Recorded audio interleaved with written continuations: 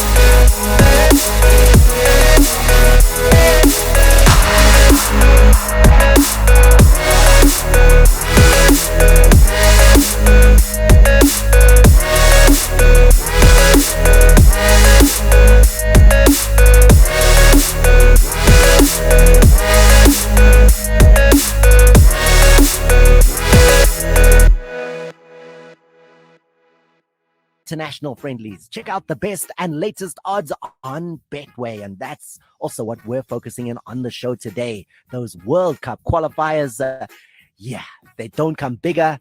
The stakes are high, and obviously there's going to be great odds on those massive encounters on betway.co.za. Bet on your favorite teams and leagues online, anytime and anywhere with Betway. Visit betway.co.za. Have your say and call Thomas. Okay. On 089-110-3377. Or get in touch with the Ultimate Sports Show via WhatsApp on 079-585-6157. All I need is one mic. It's time for Thomas and Mlambo's Ultimate Thoughts of the Day. Nothing gonna stop me now. The Ultimate Thoughts of the Day with Thomas and Mlambo. Yo, as I look up at the screen at SABC Sport, you can do that yourself right now. Go to SABC 3. The words written across the bottom of the screen as we see Bangladesh fans smiling is Bangladesh won by 9 wickets. They have hammered the Proteas in the cricket today at Centurion. 9 wickets. That's a hiding. The Proteas today, they won the toss, selected to bat, which clearly now shows was a mistake because we were all out for 154, only 154 at Centurion. bowled out quickly, and it was easy for Bangladesh here to make up that score and do it with plenty in hand. The destroyer and chief from Bangladesh's side when we were batting was Taskin Ahmed, 5 for 35, 5 wickets for 35 runs. He dismantled us. It's all over. I'm looking at the screen right now, and Bangladesh have beaten the Proteas by 9 wickets. So what does that all mean? We've lost the one-day series to Bangladesh. That's the breaking news. Breaking news. Breaking news. With jersey number 10, Thomas Mlambo on the Ultimate Sports Show. Okay. 3 matches were played in the ODI series. The first one, Bangladesh beat us in Centurion. The second one, we came back with a big hiding over Bangladesh at the Wanderers. And today, it's Bangladesh who win the third ODI to take the series by 2-1. And so many Bangladeshi fans there. Cross over to SABC3, guys. You'll see that while you're listening to us right here on the Ultimate Sports Show and see the celebrations of those Bangladeshi fans. However, before we go far, let's hear what the President of the Republic, Cyril Ramaphosa, had to say yesterday around sport and all of us, like those fans that are in Centurion right there, being back in the sporting venues. In previous regulations, the emphasis was on placing an upper limit on the number of people who could attend a gathering. The approach now going forward is that both indoor and outdoor venues can now take up to 50% of their capacity, provided that the criteria for entrance at those venues is proof of vaccination or a COVID test not older than 72 hours. But where there is no provision for proof of vaccination or a COVID test, then the current upper limit will remain 1,000 people indoors and 2,000 people outdoors. This change to the restriction on gatherings will be of great benefit to the sporting, cultural, entertainment, and event industries in particular. This means that if we are vaccinated or have recently tested negative, we'll be able to return to watching sports in our stadiums and attending music concerts or events. We'll be able to attend theater performances, conferences, and other events. That's the president last night as he addressed the nation and gave sports fans more hope to return to the stadiums. Dr. Tulani Ngwenya, Chief SAFA Medical Officer, joined us on the line. And we want to hear from him because it's a big announcement. And, well, Dr. Ngwenya, welcome to the Ultimate Sports Show. Your reaction to what took place, the announcement last night by President Ramaphosa. Hi, Tom. Thank you for having me. I know we took you away from training a little bit, right? You got your eyes on the boys there in Belgium. Yes. Now we are in France. In France. We're just going to go and play in Belgium and come back here. Okay. So, we welcome the announcement by the president, and it's something that we've been really anticipating, given the engagements that we have had with the Department of Sport, Arts and Culture in the last 2 years. We've been really hands-on. In fact, this was a plan that should have started last year in December, having this staggered approach, but then Omicron happened, so that is why it was actually delayed. So we welcome it, and we are looking forward to having our spectators on the field. You know, Dr. Ngwenya, the fans out there are thinking to themselves, why did it take so long? And if you could put the phone nice and close to your mouth. I know you're over in France, and we want to hear every word you had to say there. But why? Why did it take so long for us to get to this 50% mark where it's much more feasible for federations to now consider getting fans back into the stadium because the numbers are going to be so much more significant? Of course, the numbers are going to be a significant drop. If you remember very well, last year, we were actually planning to do a staggered approach, starting at 25%, going to 50%, going to 75%. But the problem was then Omicron. Omicron came, and when Omicron came, it was highly infectious. Even though people were not getting very sick, but it was still highly infectious. The numbers were rising. So it then created a sort of a scare. And that is why then the government then decided to say, no, let us wait the approach because we need to be cautious. And us as sport also, we're in a way supporting the fact that we need to be cautious, even though we wanted to go back to allow the kids, but we wanted to do it in a very, very cautious manner. So are we safe now? Are we at that point that, everyone's talking about herd immunity where, going back to stadiums in such big numbers, 50% capacity, if you're vaccinated, that we will not be turning those events into super spreader events? Thomas, if everything is followed according to the plan and according to the way it's supposed to, we should be safe. I'm saying this because now the studies that have been done in South Africa, given the vaccination and given the people that have been exposed to COVID, whether through infection or through vaccination, of course, then we are sitting at about 70%. So in a way, we are in some level getting to that herd immunity. But what is good is that with the 50%, it's not only vaccinated people, even people who have got a PCR that is negative, not older than 72 hours, are also going to be allowed to actually come into the stadium.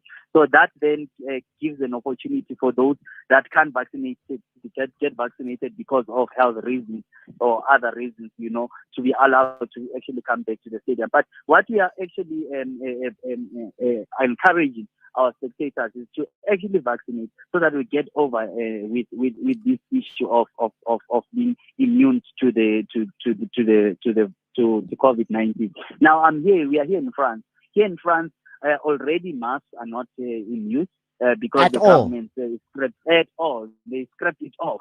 So because they've had some sort of herd immunity, and most of the people here are vaccinated. And one of the requirements for us to come here was to have a valid vaccination certificate. So if our people get vaccinated in huge numbers, then we should be able to get to a situation that even when we're indoors, then we won't have to actually have to wear masks and also social distance. What did we learn from the time that 2,000 fans were allowed? When SAFA was doing that, we saw that on a couple of occasions with national team games. What did you learn from that we can now take into the 50%? Well, there's quite a lot of lessons, Tom, because the first lesson is that we need to actually do more education to our spectators, start now before the events that we're going to use to test the system. Number one, we must let the spectators that are coming to know that if you don't have a valid certificate, you will not be allowed to come in because there's verification points that we're going to put in place there. And we must also tell our spectators that at the moment, at least now, masks are not, you can't actually, you're not obliged to wear masks outdoors. So which is actually good. But the other thing is that you need to actually social distance. So those are the things that you need to really, really emphasize to our spectators. But over and above that, we need to also to actually emphasize that they need to arrive on time at the stadium, because now the process of getting in is a bit longer as compared to before. So you need to verify your certificate, your vaccination certificate. You need to verify your ticket as well. So it's quite a process, and then you need to also go to a screening point, of which there's 3 different points where you need to pass before you actually get into the stadium. So to avoid a stampede, to avoid a situation where the game starts and people are still outside, people will have to come in a little bit earlier. So we are looking at other ways of encouraging people to come in, maybe have some sort of entertainment just before the game to encourage people to come in earlier. This sounds like a huge amount of logistics still from the organizers' side. From a fan side, I think we're comfortable. We'll have our certificates, or we'll have the, the proof that we've just done a test in the last 72 hours. It'll be in our pockets. But yeah, that's important. We need to arrive on time. We need to get there nice and early, and we need to be able to get into those seats as early and as comfortably as possible. So SAFA is going to begin this implementation, Dr. Ngwenya. There's no conversation. There's no meeting that needs to take place. This is going to happen immediately from SAFA's perspective. Well, at SAFA, we've been ready, and we are ready. It's just unfortunate that there's none of, maybe we will test with our junior national team, but we might not get the desired effect. However, there might be a conversation between SAFA and Sundowns, especially now Sundowns is going to have their last match in April, first week of April. The what's this? Champions League. Champions League. Yeah. Yes. So we might have that game as a test again, a test event going to 50%. And if that then a conversation materializes, then it will help us also to actually tighten up some other few things, especially when it comes to safety and security, because the health aspect in terms of verification and stuff, it is on point. But the one that we are still not entirely sure about is the health and safety, because remember, we've been dormant for 2 years. So now people have lost jobs. So now you need to apply, you need to employ new staff, you need to train them, and even those that have been there before, but you need to also retrain them, to reactivate them. That is why we are actually saying when allowing spectators back in, we can't go 100% all at once. These 50% gives us an opportunity to actually make sure that we cross our T's and dot our I's, making sure that all our systems are in place and they are good, and we won't have a situation where we have a stampede and then we lose people's lives. You know, Dr. Ngwenya, SAFA as the final word, the mother body of football in South Africa, and you as the chief medical officer for SAFA, you're saying that SAFA is going to implement the new regulations immediately. When it comes to the PSL, have they been in touch? Is it a directive now from SAFA to say we're doing it, so everybody does it? How does it work from now on in terms of the PSL and the professional wing of football? Yeah, well, before, when we had a conversation with the league, the issue was the fact that having 2,000 spectators does not make financial sense, because you have to, when having to follow these protocols, you have to use a lot of money. And if you're going to have a game on Wednesday and have a game on Saturday, that's 2 games in a week, and having to spend almost 350,000 per game to make sure that these protocols are in place, then it doesn't make financial sense. I'm sure now that the spectators are going to 50%, we can actually start having a conversation in terms of how do we then retrain our people to make sure. Because the other thing now, Thomas, is the fact that when we are going at 50%, we still need to make sure that we can't just open up and just do a business as usual. We need to train our people Dr. Ngwenya, to avoid this. Dr. Ngwenya, I need to go to a break. I'm going to ask you to stay with me until after this. I've just 1 or 2 more questions just to wrap up, and I'm going to let you get back to training. Please stay. Schools are now back to full-time attendance. This means sport and other extramural activities are back on. But this also means there might be a higher chance of COVID-19 spreading. Young people can still catch COVID-19 and can still get very sick. If you're 12 years or older, you can get vaccinated to help protect yourself, your family, and your friends. Parents are encouraged to take you for your vaccination, or when the opportunity arises, you can vaccinate in your school with your parents' or guardian's consent. There is no need to book an appointment. You can just walk straight into the vaccination site. To find your closest site, check out sacoronavirus.co.za/active vaccination sites. Got questions? WhatsApp a message to 0600 123 456. This message is brought to you by the National Department of Health in partnership with the Department of Basic Education, with generous support from the United States Agency for International Development. Can I open a business account that enables me to grow? With an Absa Business Evolve core account, I can. As a sole proprietor, I pay 0 monthly fees and the lowest transactional fees in the market. I get free Cash Flow Manager, a trusted digital accounting tool. My account also comes with Liquidity Plus for ease of saving and investing. Open an Absa Business Evolve core account on absa.co.za today. We do more so small businesses can thrive. That's Africanacity. Absa is an authorized FSP and a registered credit provider. T's and C's apply. It's the ultimate sports show with jersey number 10, Thomas Mlambo. All right, so Dr. Ngwenya is the chief medical officer for SAFA. He's in France. We're preparing for that match against Guinea in Belgium on Friday, and then against France on Tuesday. And Doc, we appreciate your time. Before I let you go, like, as you look at the training facilities there, how are things? How does it, where are the boys preparing? Is it world class? The reception that we have received here in France is out of this world. And I was actually having conversation with the medical team saying, actually, in my 8 years of 10 years of experience in working with the national team, we've never received such a reception because we feel like we are also number one in the world. They've given us the best facility. They've given us the best hotel. And look, and the mood in the camp is quite good. The players, they feel like they are there. They are on top, and they are psyched up. They look good, and they are looking forward to this game. Wow, it sounds amazing. As you work with the team, look out at the training right now. Anything to report? Injuries? People niggling little situations before Friday? Well, in our situation, we had about 5 injuries on the day one of reporting to camp. What? But what is good is that they've just responded to treatment. All of them, except for one, are actually who and they are not having. Who's not okay, Doc?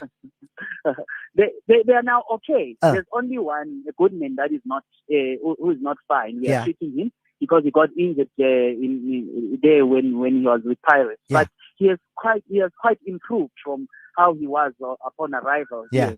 So we are actually looking forward to actually preparing him and having him maybe for the second game. Maybe he might not make the game on Thursday, on Friday, but the second match, we are confident that he might be ready. But the rest of the players who came with middle injuries are actually okay. They are training without any pain. They trained yesterday, they trained today, and there's no problem. And they've just finished training. No one has limped off or started complaining of anything. It's looking good. I think the other thing is psychologically, they are psyched up. Everyone is looking forward to playing this game. Everyone wants to play against the world champs. Yes, exactly. Everyone wants to play.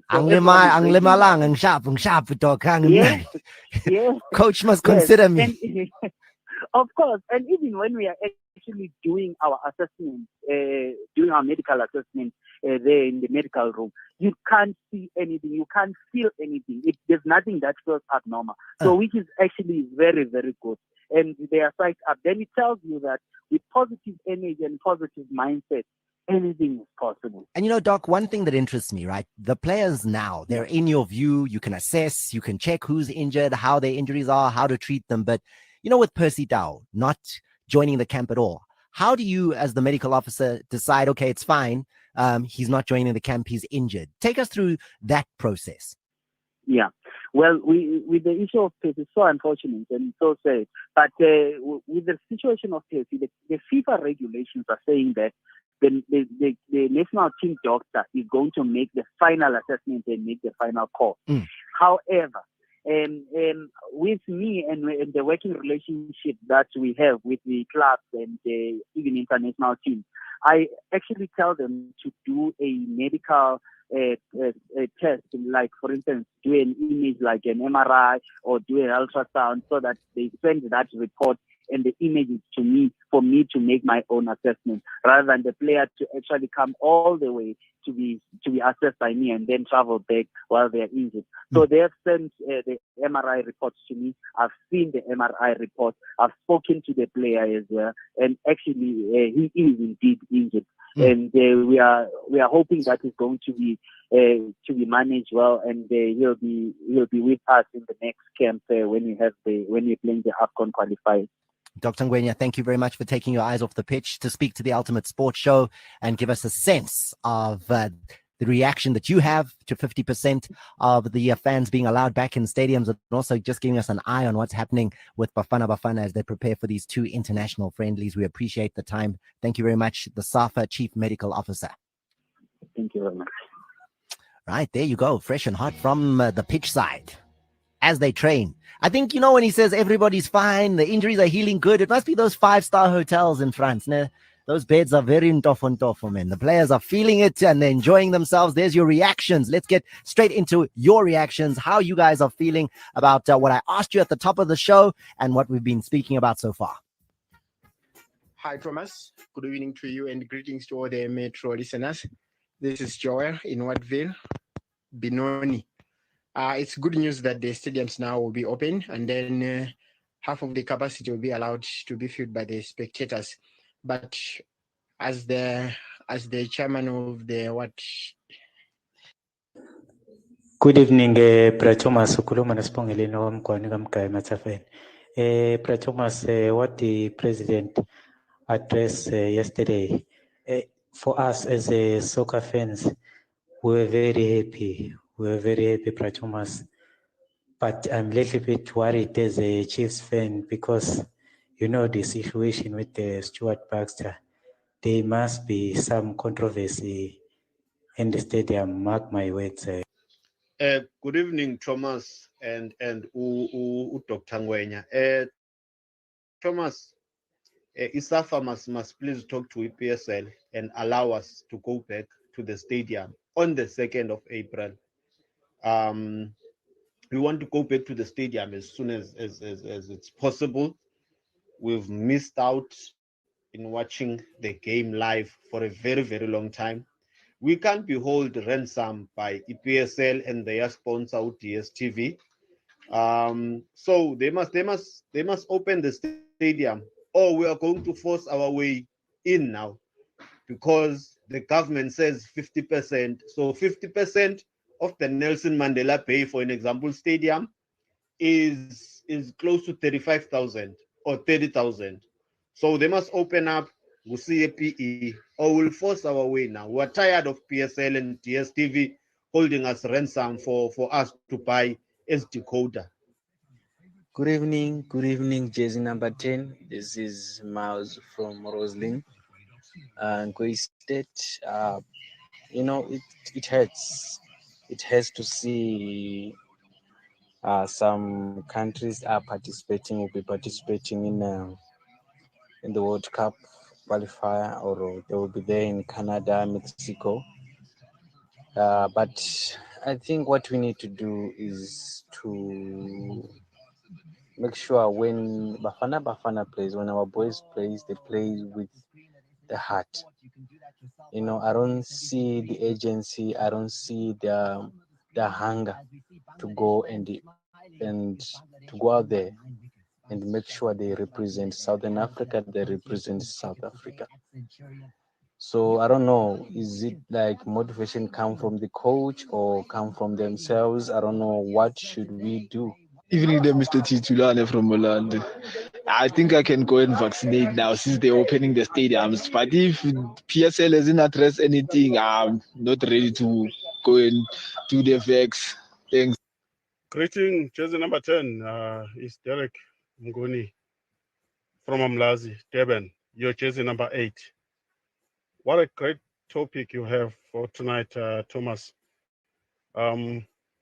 I'm really excited. I'm looking forward to hear what our guys would say regarding of what's gone wrong into our national team. Why are we so excited with other teams that going to a World Cup and then we are not? Yeah, what a great topic, Thomas. Before I go to that, let me start by saying thanks to the president for allowing us fans to go back to the stadium, not only helping us as a fans, but also helping our economy. Our economy will go up. Surely there are people who work at the stadiums. They need money as well. So when they come back and then they'll get something, and then the stadium will get something, obviously. So that's going to boost our economy since things are getting tough and tough for us out there. Yeah, back to the topic of what's gone wrong to our South Africa national team. I think it's all lies with our football structures. We used to depend a lot in our, or invest in our structures like under 12, under 15, under 17, under 23, all those national teams. But now it seems to be vanishing. It's all gone.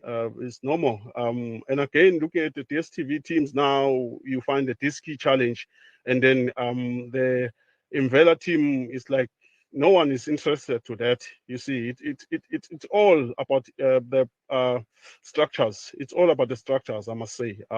We don't have a consistent in our national team. There's no player who would say, okay, my number 10 will be this player today, and then the next thing they change. You can't predict our squad. You can't predict our squad. It's all I can say. It's all gone wrong from our structures. Yeah, it's all I can say, Thomas. Without taking much of your time. Evening, jersey number 10. Castro here from Riverside. My man, very happy with speech from the president yesterday. I can't wait, my friend, to be in Ellis Park. You know, each and every game that is played in Ellis Park. It's been a while since I entered that stadium, my man. So yeah, I'm looking forward to go to each and every game. The one, especially the one in Ellis Park. Oh, that's jersey number 10.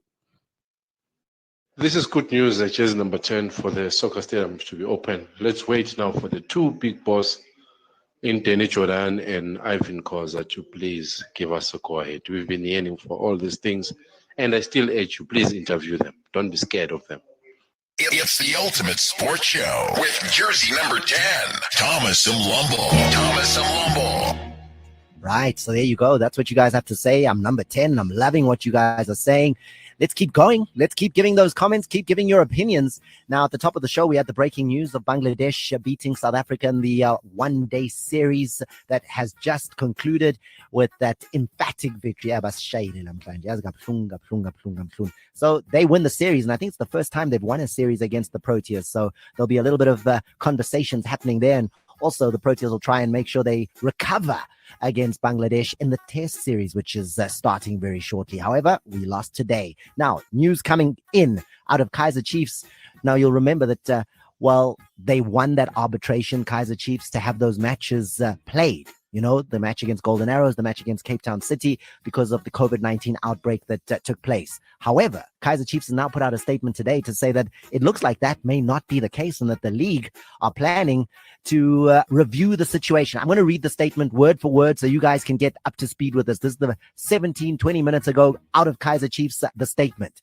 And it says, on the 23rd of March, 2022, media statement, Kaizer Chiefs is shocked and bewildered by the recent news reaching the club, despite a lack of formal communication from the league, which one would expect. The club has been informed of the PSL Executive Committee's resolution to review the arbitration award of Advocate Nasir Kasim SC, which was handed down on Friday, 18 March 2022. I'm going to interject there a little bit and give you a sense of what's going on. Remember, yesterday we saw the PSL Executive Committee meeting on the back of that decision. They were going to have a conversation. So Chiefs are clearly saying there in that first paragraph that the news getting to them is that the Executive Committee are going to review the decision. Let me carry on with the statement. The arbitration award correctly decided that the interruption of the club's performance for the two missed December fixtures was temporarily halted by vis major. This is an overwhelming, unanticipated, and unpreventable event created by Omicron. Notwithstanding the fair outcome and a costs award, those affected by the organizing of the two matches, it appears the league is dissatisfied with the outcome and intends to review it, with a view of setting aside the award in the High Court. This unfortunate step has taken the club by surprise, and in doing so, the league is in breach of its own constitution and rules, as well as SAFA statutes, which frown upon the court system for resolving football disputes. The club will have no choice but to defend such a challenge as it is of the view that the arbitrator came to the lawful and reasonable conclusion that it would have been negligent, if not reckless, for the club to field a team for the two games, and that Kaizer Chiefs acted as a responsible employer in the circumstances. The matter shall soon be sub judice, and the club shall not give any further comment in this regard. We trust the football-loving community will provide the club with the necessary respect and support required in attending to this matter. And it ends with Amakosi for life. Wow, that is hot. So Chiefs basically giving us a scoop that, the league is intending to go and review this, and they're going to review the decision in court, in the High Court. And Chiefs are saying, When that happens, they will take it to court and they will battle it in court as well. They will not take it lying down that those matches will not be played. So that's the battle that's going on right now. That's the scoop that Kaizer Chiefs are giving us with that media statement. And I want you to give me your perspective on it. Tell me what you think. That is a really hot potato. Wow. Plenty to discuss there. I'm going to get a little bit of my breath and hear from you very shortly.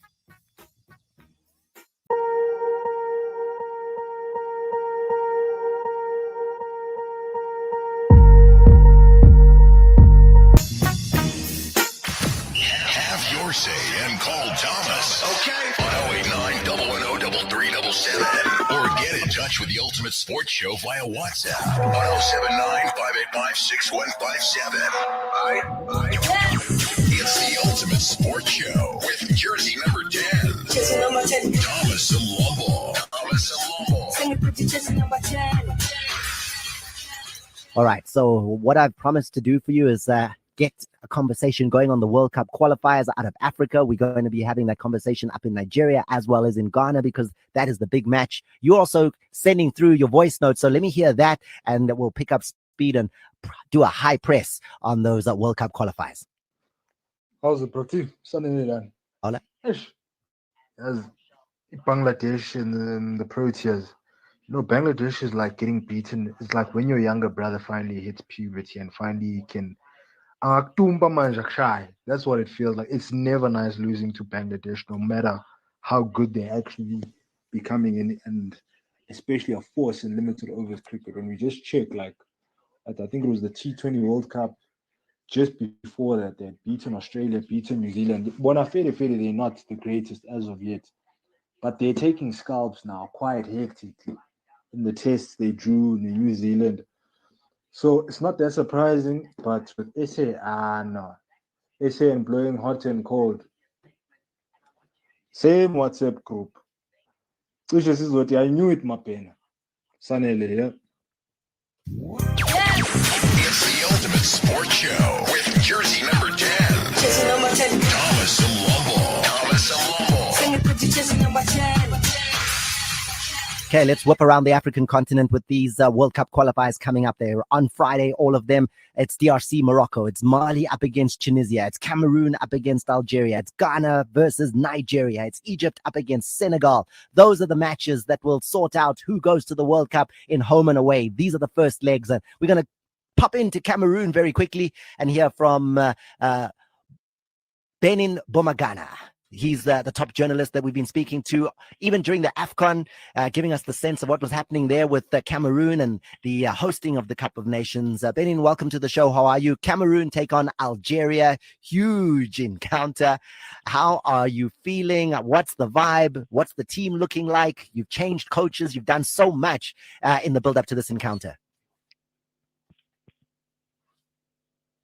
Well, I don't have him on the line, so I'll try and get him back very, very shortly with Benin Bomagana to give us that sense of Cameroon's preparations for the home leg against Algeria. We're also going to be speaking to those involved in the match between Ghana and Nigeria, because that's also like a local derby. I mean, next door neighbors between the two countries. And that is the two conversations which are still coming up. But while I wait for that conversation and while I wait for that, on a day of shocks, right, we've got that shocking news coming out from Kaizer Chiefs that the decision is going to be reviewed in all likelihood as they hear it in terms of the matches that are still to be played, the shock of losing to Bangladesh today. And then the shock news that happened earlier on today is that the world number one in tennis, Ashley Barty, announced that she is retiring from tennis. She's been number one for the last 121 weeks. She's only 25 years of age. She won the Australian Open at the beginning of the year, and she's done. Listen to what she had to say earlier on today on social media. I just couldn't think. There's no right way. There's no wrong way. It's just my way. And this is perfect for me to share it with you, to talk to you about it, with my team, my loved ones, that I'll be retiring from tennis. And it's the first time I've actually said it out loud. And it's hard to say, but I'm so happy and I'm so ready. And I just know at the moment in my heart, for me as a person, this is right. And I know I've done this before, but in a very different feeling. And I'm so grateful to everything that tennis has given me. It's given me all of my dreams plus more. But I know that the time is right now for me to step away and chase other dreams. And to put the rackets down. All right. So, wow.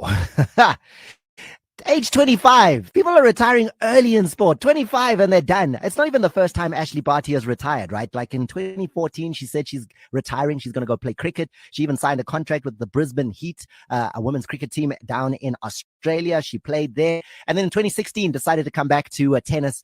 The number one in the world right now in tennis is retired. And then I thought to myself, you know, how much money do I need if I was going to retire at age 25? So I looked and I said, how much has Ashley Barty made?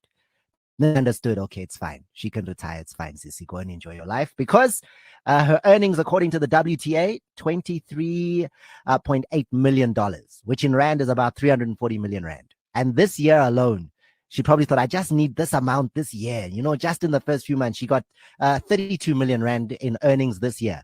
So she said, if I just make that 32 meter, then I'm done. I can go and retire. Ashley Barty, we'll miss your tennis. But we understand that you can now go and pursue other things. The money's right. It's stacked just right. Benin Bumagana is joining us now on the line. Welcome to the show, Benin, editor-in-chief of Day Shift Cameroon Radio, Television, National Radio and Television out in Cameroon. And Cameroon take on Algeria on Friday. First leg of the World Cup qualifiers. If you were nervous for the AFCON, Benin, yay, right now, Cameroon must be on the edge of its seats. Thomas, good evening and welcome to Cameroon indeed.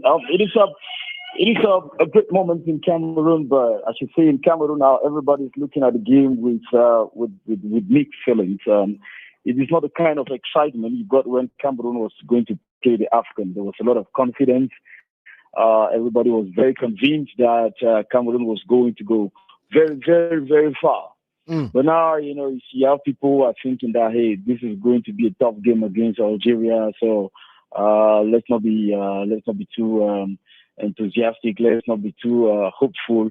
Let's just manage it and know that it can be a draw. It can, it may not go our way. Yeah, Cameroonians are quite, for once they are all like, well, let's see what this is going to give. And Thomas, you know that. It's going to be Rigobert Song's first international match. Let's just make that very crucial one. Let's make that clear to our listeners. You have a new coach. The legendary Rigobert Song takes over after the Africa Cup of Nations. The pressure must be enormous. I mean, he didn't even have the AFCON to try and prepare for the World Cup qualifier. He comes in when it's hot like this. Well, of course, he's coming in very hot, but you should agree that Antonio Conceição had done the work for him. So he's just picking up a team that Antonio Conceição had started working with already. The only thing he had to do was to bring in 2 or 3 players. Then you know that he was also the coach once for the on the 23 Olympic team, and then they went for the competition in Morocco. So some of the guys that are playing now in the national team are players that he coached at the junior level. So at one point, you know, Song is a bit relaxed because now the team he knows some of the players, and then Conceição had already done much of the work to build a solid team so far. The only pressure Song is having now is, well, this is going to be first time as coach. You're playing your first match at home. It is a qualification match. He has no time to correct the mistakes if he makes mistakes in these 2 matches. And then the next pressure is Cameroonians are expecting a lot from him. So he's got the fire. He's got the fire in his palm, so he has to manage it. You know, I need to understand something very quickly. There must be a lot of nervousness right now. If you look at the pictures with Andre Onana, the Cameroonian goalkeeper involved in that, what looks like a very serious car accident. What's the word coming through to you guys? Is he okay? Any kind of injuries? I mean, that Range Rover, the pictures, wow. The fact that he even walked away from that accident, it looks terrible. Yes, of course. If Andre Onana is someone who goes to church or to a mosque or whatever, he should go and give thanks to Allah or to go and give thanks to God. Well, he landed in Yaoundé because his mother was sick. And then after the match in Douala, they will take off immediately for Algeria. And from Algeria, he's going to go back to his team. So he's not going to have another opportunity to come and see the mom. So he landed in Yaoundé to check the mom, who was very sick. After that, him and the brother, they got into the car on the way to Douala. He had the accident. The brother sustained light injuries. But for him, Andre Onana is doing fine. They took him to the hospital. They controlled everything is okay. Physically, psychologically, everything. They tell us everything is fine. So he should be the main goalkeeper, because the other goalkeeper now is the third goalkeeper, who is a Passy. And I do not see Rigobert trying to play a Passy instead of playing Andre Onana. So Andre Onana did not sustain any injuries. Thank God. His brother, who was driving the car, had some slight injuries, and is now at the hospital receiving treatment. So Andre Onana is going to be fine. But now, Thomas, the worry in the team is not really Andre. Now the worry in the team is one of Cameroon's strongest guys, Mumin Gamale, is injured, so he's not going to be in the game. That's very tough. You'd understand that during the Africa Cup of Nations, Mumin Gamale was the magician to play from the flanks, playing with Fai Collins. So now Mumin Gamale is going to be absent. That is a real situation. Zambo Anguissa is absent, but Cameroonians are not really crying the absence of Zambo Anguissa, because they did not see much of Zambo Anguissa during the Africa Cup of Nations. But they saw a lot of Mumin Gamale. So Mumin Gamale is not there. Zambo Anguissa is not going to be around. So those are the issues that should worry some. But for Andre Onana, he's fine, and we're expecting that he should be the main goalkeeper in the first 11.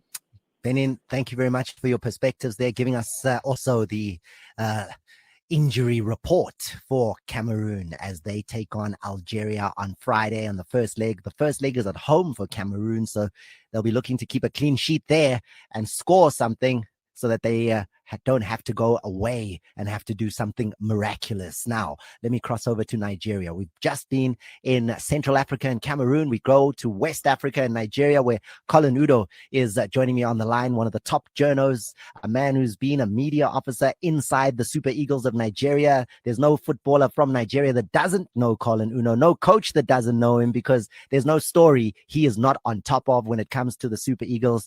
Mr. Udo, welcome to the show. How are you? Thank you very much, Thomas. Well, that's quite an introduction. Yeah, because I've known you that long, man. You are the man when it comes to getting the stories and being on top of what's going on. You're in Abuja right now. Ghana take on Nigeria in what's generally known as a regional derby, but they don't come bigger than this, right? When a World Cup qualifying place is at stake, this is huge. It is huge. You call it the regional derby. We call it the Jollof derby. I'm sure you've heard about the Jollof. Yeah, Jollof rice. This is how it's going down. This is the Jollof derby, and Ghana Nigeria is always something to look forward to, whether it's a friendly game or whether it's a competition. In fact, there are no friendly matches between Nigeria and Ghana. Everything is 100 meters per hour, full throttle, going at it. So, and this is going to be no exception. Now, this game starts with Nigeria playing away in Ghana. Is that an advantage, a disadvantage? Well, look, the thing about this game, like I said, is that it doesn't really matter where the game is played. End of the day, it's who shows up on the day. So maybe you might call that second leg a slight advantage, in the sense that the home team knows exactly what they need to do to get a result. To advance. But don't forget that Egypt played Ghana at the last time out and got hammered 6-1. At that point, it doesn't matter unless you're going to win by 7-0. Then it's done and dusted. So yeah, but when a close game like this, definitely. Second leg playing at home definitely matters. So in this case, I'd say advantage Nigeria in that front. Ordinarily, Colin, if I asked you, who do you think is going to win? I'm sure you'd be confident. As a Nigerian, you'd be like, Nigeria, the Super Eagles. But I'm not sure that you can be, if you're honest now. be feeling super confident against Ghana, given how it looked for the Nigerians at the Cup of Nations, right? I am pretty relaxed because when you look at these two teams in terms of their AFCON performances, Nigeria did much better than Ghana. I mean, Ghana got beaten by Comoros. How are they ever going to leave that down? Comoros. So, I mean, how are the Black Stars going to leave that down? And then Nigeria did great during the group stages. And even when they lost against Tunisia, with that game playing 10 men down, Nigeria actually created more chances than Tunisia. And if we had 2 or 3 more experienced strikers like Igalo or Osimhen, that game would have been won even with 10 men. You know, so when you put that in perspective, how poorly Ghana did and how good Nigeria did, you've got to think that Nigeria have got the advantage. But that is now more or less, you know, compromised by the fact that Wilfred Ndidi is not going to be there. Alex Iwobi is not going to be there. And then the first choice goalkeeper, yeah, exactly. Medical is also not going to be there. But I think the biggest miss really is Wilfred Ndidi. Ghana, of course, also have their own miss in the sense that Dede Ayew, who is their most influential player, I think somebody said it once, I think it was Gary Smith, my friend who's Ghanaian, said for just, you know, short of blasphemy, that Dede Ayew is considered even more influential than his dad. Wow. Which I find to be remarkable coming from a Ghanaian. So I think that's a big loss for Ghana. Is that And confirmed? Jordan Ayew, Dede won't play? That's confirmed? Yeah, he got a red card, so he's suspended. I mean, he's not even on the squad. Damn. So he's not going to play. Out with Yeah, suspension. so he's out. And exactly. So you're celebrating. That's a major loss for Ghana. Little fist pump inside there for the Super Eagles. Look. The thing about these games is that the goals come from very unexpected places. I mean, look at in 2008 at the AFCON, when Nigeria lost to Ghana the last time at the quarterfinal.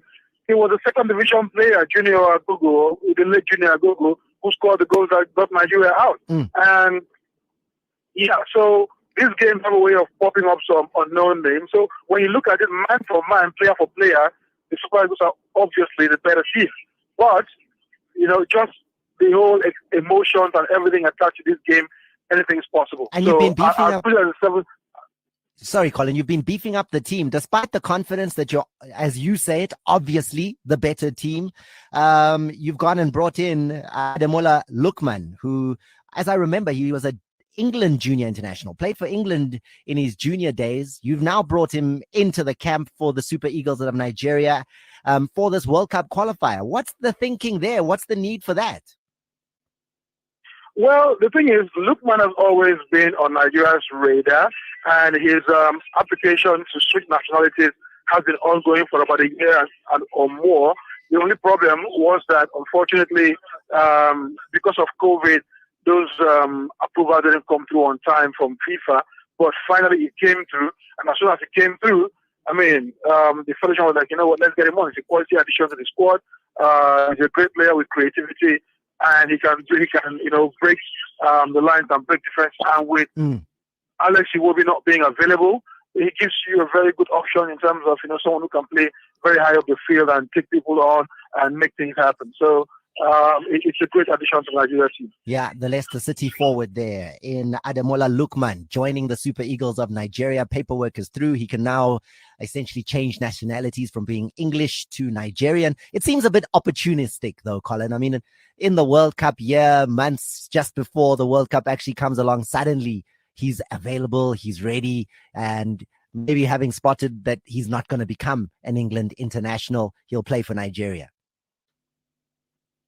Like I said, you know, the paperwork has been going. It's not his fault. I know when Genaro filed, or at least convinced to file the papers, and those papers were filed, like I said, pre-COVID, and then it was delayed by FIFA. So if it was just a question of just being available right now, then, I mean, it will still take time for him between when he puts in his paperwork and when he gets approved by FIFA. Those things normally take at least about 3 to 6 months, you know. So, but in his case, the paperwork has already been sent in, and it was just FIFA delaying it. So I don't think it's opportunistic at all in any way. And I do know that, you know, he had been having those conversations. It was just a question of not wanting to preempt anything until the approvals came through.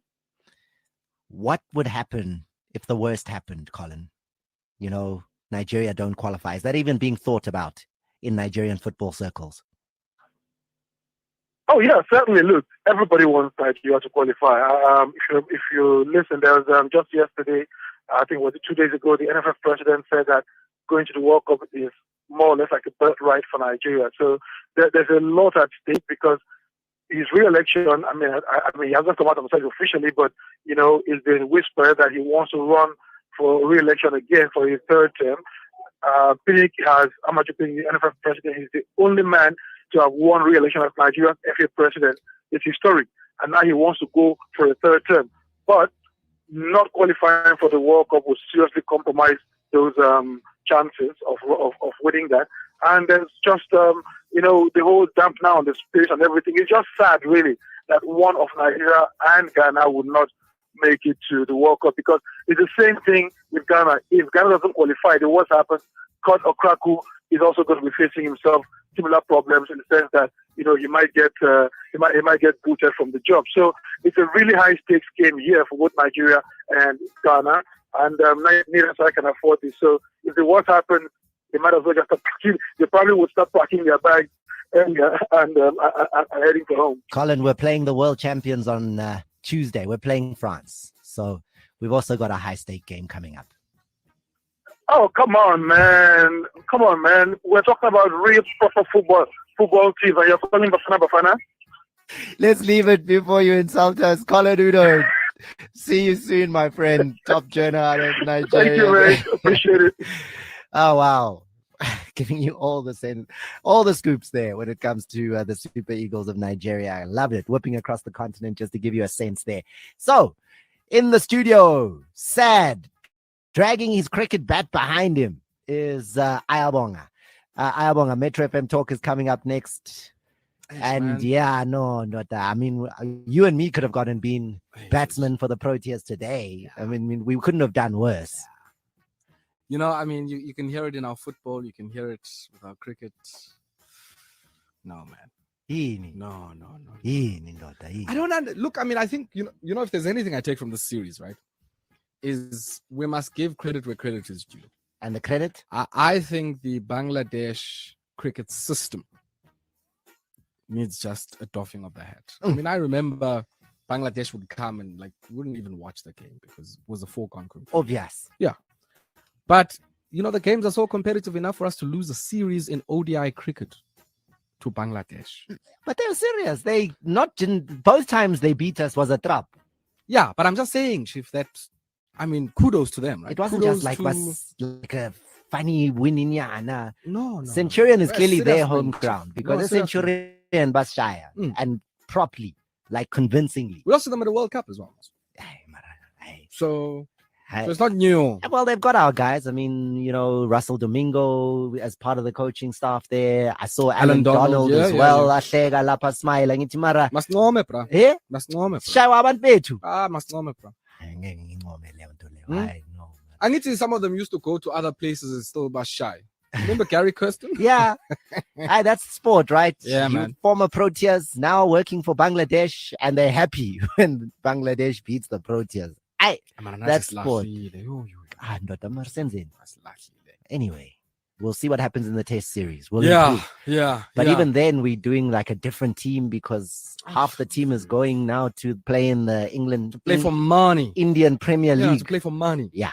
What's coming up on your show? One of these days, we must do a show about that. About money for behind IPL.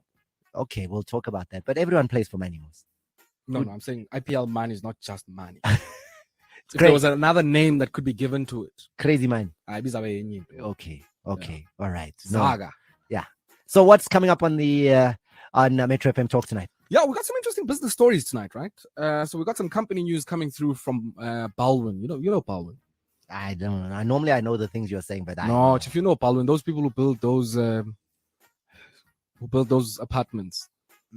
Apartments, yeah. Okay. I nearly said something I shouldn't have said. No, don't say. So they build apartments, right? Yeah. For you guys there in the north, with the upper middle classes of the society. Oh wow.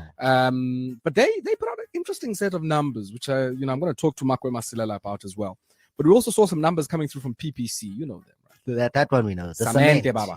Yeah. So it seems certainly from their numbers that, they're saying if the infrastructure plan is happening, we're clearly not a part of it because we ain't getting nothing. No orders for something. Nothing. So So we're going to talk about that tonight. And then we also check in with the feud between Operation Tutula and the EFF. Okay, there you go. That's what's coming up on Metro FM Talk. Ibong is ready to give it to you. I'm done for tonight on the Ultimate Sports Show, but not done with sport because at 10 o'clock tonight, we've got Sport at 10 on SABC1. Join us for that one. We got some great legends coming in with the FIFA week upon us. Majens Mutale, Brian Baloi, just talk about everything. I want their opinions on everything from Bafana to the league. It's going to be happening on Sport at 10 tonight, and you know those guys are entertaining, so join us for that conversation later on. However, from your jersey number 10 right here on the Ultimate Sports Show, good night. See you tomorrow.